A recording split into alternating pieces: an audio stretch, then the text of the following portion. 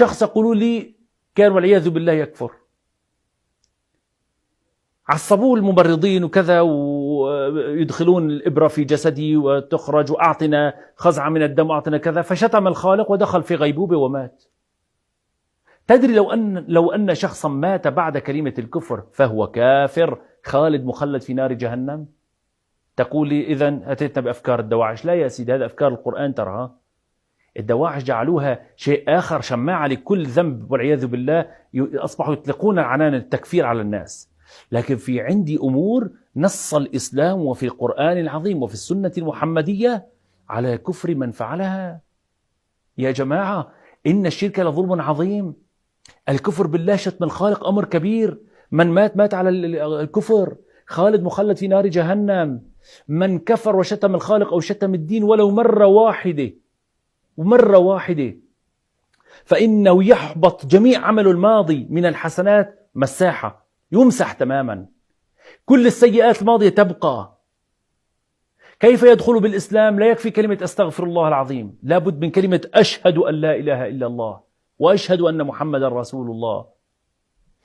إن زوجه يفسخ العقد بينه وبين زوجته، لو اقترب من زوجته وخلف ولد بعد تلك الكلمة الشنيعة والعياذ بالله ولم يكن قد جدد إسلامه، فالولد ولد شبهة، لا ابن حرام ولا ابن حلال، ولد شبهة. يفسخ العقد لأن المؤمن لا ينكحها الكافر. يعني أمور خطيرة في غاية الخطورة. ونحن نترنم بمواقف الصحابة في مسألة تبركهم في مثلا نخامة النبي صلى الله عليه وسلم. يا رجل اترك الصحابة على طرف. خلينا الآن نجعل حملة، كل إنسان يشتم الخالق، تعال اشتمني، تعال سبني، لكن ما تسب الخالق.